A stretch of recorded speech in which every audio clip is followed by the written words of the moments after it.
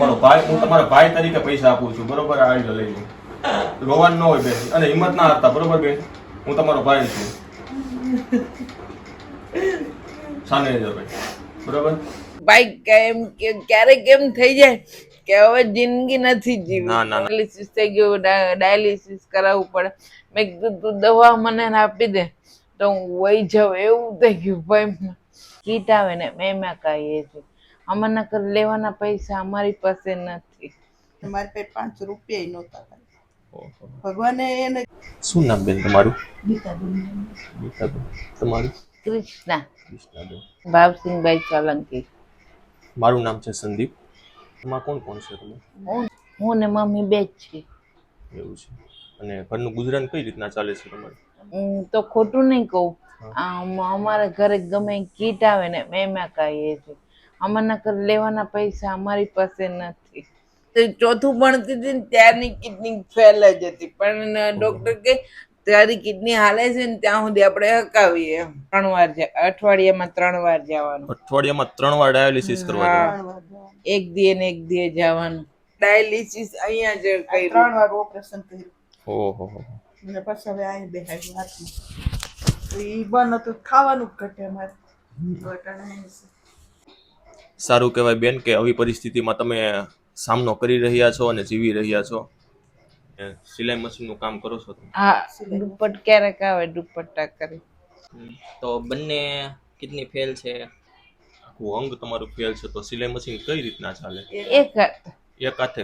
હા, 100 રૂપિયાનું કામ થાય. ક્યારેક ડાયાલિસિસમાં ગયા હોય ને તો 50-70નું કામ થઈ જાય ને, તો કેમ કે ડાયાલિસિસમાં 4 કલાક ડાયાલિસિસમાં જ થવાનું હોય.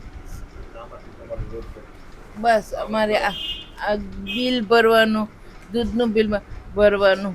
જો આનો કામ શિક્ષકની નોકરી કરતા પહેલા? હા. શિક્ષકની નોકરી નથી કરતા? હવે નથી જવાય નહીં. તોય હજી હું સર પાસે પૂછવા ગયેલી કે સર મને નાનું ધોરણ આપો, ગમે એમાં આપો, નાનું ધોરણ આપો અને મને અહીંયા રાખો. મેં બોલે 5000 આપો તો મારી મમ્મીનું ને મારા પપ્પાનું થઈ જાય. કઈ સર પછી કે સર કે તમારાથી સંઘર્ષ ના કરી શકાય એમ. હવે ડાયાલિસિસમાં જોડાઈ ગયા ને એટલે શરીર આવું એવું થઈ ગયું. અને તમારા પપ્પાને શું થયું હતું? મારા પપ્પાને પેરાલિસિસ હતું.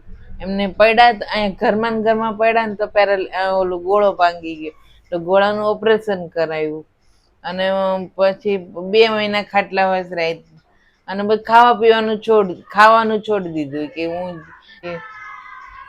એક્સપાયર થઈ ગઈ. મારી પાસે 5 રૂપિયા નહોતા. ભગવાને એને કર્યું છે ને, કોક સાથ દીધો છે ને. આપણે સંસારે લઈ જાવ ને પૈસા મારી પાસે. અમારી પાસે નતા, રૂપિયો નતો. અમારી પાસે આપણા જેવા તમારા જેવા મદદગાર આવે ને એમાં 5000 રૂપિયા આપ્યા હતા.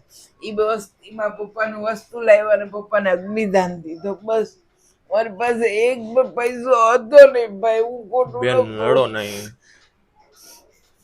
અત્યારે ઘણી મુશ્કેલી પડતી હશે ને તમારે? બહુ જ મુશ્કેલી પડે. ક્યારેક તો એમ થાય, મમ્મીને એમ કહું કે મને ખબર છે કે મારું જીવન આવું થઈ ગયું, પેરાલિસિસ થઈ ગયું, ડાયાલિસિસ કરાવવું પડે. મેં કીધું તું દવા મને આપી દે તો હું વહી જાઉં, એવું થઈ ગયું. ભાઈ બેન લડો નહીં, અમે તમારા ભાઈ બનીને અત્યારે આવ્યા છીએ, તમે હિંમત ના હારો. હિંમત ભાઈ ક્યારેક હરાઈ જાય છે. ના બેન, માણસે હજી જીવે છે, તમે હિંમત ના હારો, તમે મહેનત કરો, બસ તમારથી થાય એટલી, બરોબર? બાકી માણસે હજી જીવે છે અને અમારા જેવા ઘણા લોકો છે હજી આપવાવાળા, બરોબર? હિંમત ના હારો. ક્યારેક એમ થઈ જાય કે હવે જિંદગી નથી જીવી. ના બેન, એવી હિંમત નહીં હારવાની. પછી સ્વામિનારાયણ ભગવાનની પૂજા સવારે કરું ને એની શિક્ષાપત્રી વાંચું ને એમાં કે આત્મહત્યા નહીં કરવાની તમારે. ગમે એવી પરિસ્થિતિ આવશે ને તમને સામનો કરવા મળશે. અને સ્વામિનારાયણ ભગવાન કરે છે એવું. ગમે ત્યારે ગમે બીમાર પડીએ ને મારા મમ્મીને એપલમાં લઈ જવી પડે, પછી તરત વાહે એની દવા હોતની કરે છે.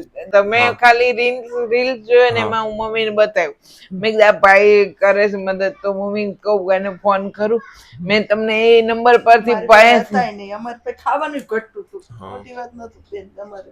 મારી પછી દીકરીને ખાવું હોય તો ક્યારેક અમે ખાય નહીં, હાલે એક સાંજે નો ખાય, ખાય નહીં સવારે ખાય, એવી રીતે કરતા. વાંધો નહીં, તમારા માટે અત્યારે 3-4 મહિના ચાલે એટલી અમે અનાજની કીટ લાવ્યા છીએ. કીટ મળી છે તો તમને આમ કેવો થાય છે? બહુ સારી લાગે છે. હજી તમે હેપી ને અમને બહુ સારો આનંદ થાય કે અમે જીવન માટે પણ કોકની મદદ કરે એમ છે, અને જીવન માટે પણ કોકની મદદ કરે એમ છે, અને તમે મદદ કરો છો ને તો બહુ જ સારું કરો છો. સ્વામિનારાયણ ભગવાન તમને એટલું આપશે ને કે તમે અપરે પરાય. અને અમને એવા આશીર્વાદ આપો કે અમે જો તમારા જેવા વધારે લોકોની સેવા કરી શકીએ. તમે લોકો એવા અમારા જેવા લોકોને મદદ કરો છો ને ત્યારે અમારા જેવા ઊભા થઈ શકે છે, નકર તમને આ ચૂકે મમ્મી કીધું ને એમ થઈ જાય. મિત્રો તમે જોઈ શકો છો કે આ કૃષ્ણાબેનની બંને કિડની ફેલ છે, એક આ ભાગનું આખું અંગ ફેલ છે, તો પણ તે એક હાથે સિલાઈ મશીન ચલાવે અને તેનું ગુજરાન ચલાવે છે. એની પાસે આપણે ઘણું શીખવું જોઈએ, કારણ કે અત્યારના સમયમાં માણસ હિંમત હારી જતો હોય છે આવી પરિસ્થિતિમાં, પરંતુ આ કૃષ્ણાબેને હિંમત હાર્યા નથી અને હિંમતનો સામનો કરી અત્યારે જીવી રહ્યા છે. આપણે બધાએ એની પાસેથી એક પ્રેરણા લેવી જોઈએ. જો તમારી આસપાસ જો આવા નિરાધાર લોકો હોય એની અવશ્ય મદદ કરો. જો તમે મદદ નથી કરી શકતા તો ડિસ્પ્લે પર અમારો નંબર આપેલો છે, તેમાં અમારો કોન્ટેક્ટ કરો. શક્ય હશે ત્યાં સુધી અમે પહોંચી જશું. જય સ્વામી. જય સ્વામિનારાયણ. અને કઈ મદદની જરૂર હોય તો જણાવજો, બરોબર? પાછું તું મારા ભાઈ સગા ભાઈ બનીને આજે આવ્યો છો. બરોબર બેન, રડો નહીં, શાંત રહેજો, બરોબર? અને હિંમત ના હારતા, બરોબર? તમારા ભાઈ અમારા કુટુંબમાં જ મારા માણસો થઈ ગયા, પછી મારા કાકા કોઈ નથી અમારા ઘરે. વાંધો નહીં, અમે તમારા ભાઈઓ છીએ, બરોબર? અમે ભાઈ બનીને આવ્યા છીએ, અને જો આવનારા સમયમાં મદદની કઈ જરૂર હોય તો જણાવજો, બરોબર?